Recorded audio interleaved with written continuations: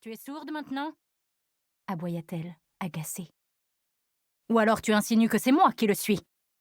Le grand air t'aurait-il bouché les oreilles ?» Clouée sur place, je m'empressai de secouer la tête.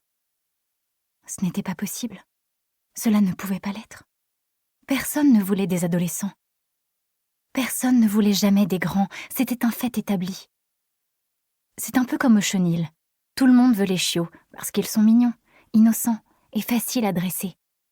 Mais personne ne veut des chiens qui sont là depuis une éternité. J'avais eu du mal à accepter cette vérité, moi qui avais grandi ici. Tant que tu étais petit, on faisait attention à toi.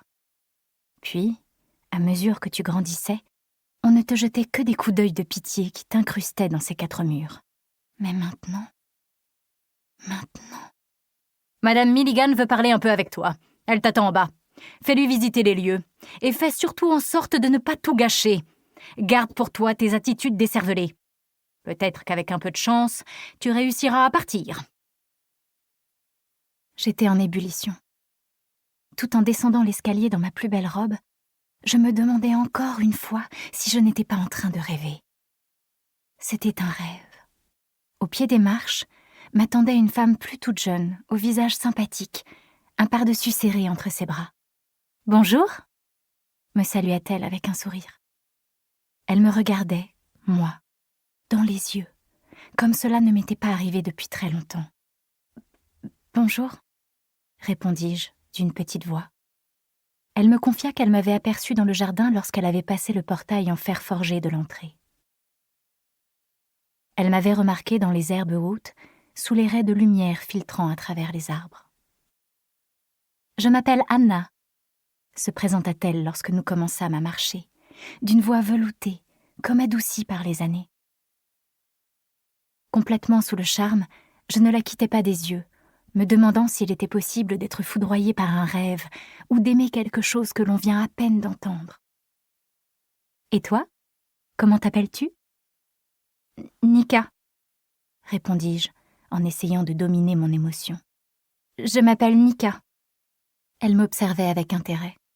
J'avais tellement envie de faire pareil que je ne regardais même pas où je mettais les pieds. C'est un prénom vraiment original. Je ne l'avais jamais entendu. Je sais. La timidité me rendait fuyante et anxieuse. Ce sont mes parents qui me l'ont donné. Ils étaient biologistes. Nika est le nom d'un papillon. Je me rappelais vraiment très peu de choses de papa et de maman. Tout était très vague, comme à travers une vitre embuée.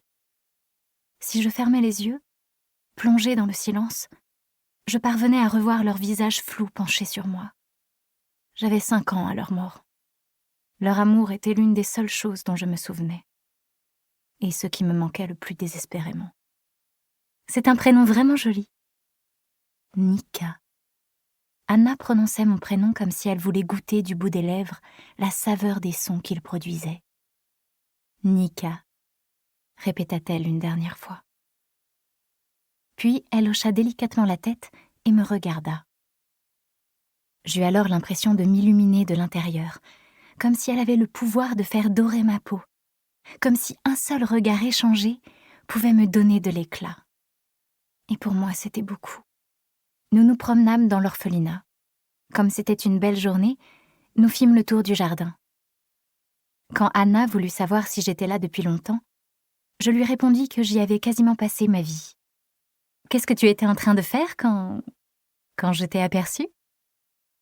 demanda-t-elle soudain en m'indiquant un recoin parsemé de bruyères sauvages. J'eus le réflexe de cacher mes mains, tandis que la mise en garde de Madame Fridge me revenait en tête.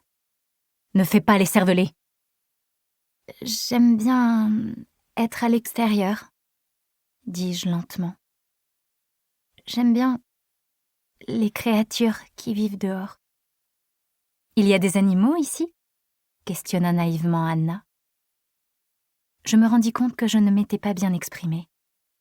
« Des tout petits, oui, » répondis-je vaguement en veillant à ne pas écraser un grillon. « Ceux que nous ne voyons même pas. » Je rougis un peu, mais elle ne me demanda rien d'autre. Le silence s'installa entre nous, seulement troublé par les cris des geais et les murmures des enfants qui nous espionnaient depuis. Pour continuer à écouter ce livre audio gratuitement, cliquez sur le lien dans la description et vous pourrez l'écouter en entier sans frais grâce à l'essai de 30 jours d'Audible.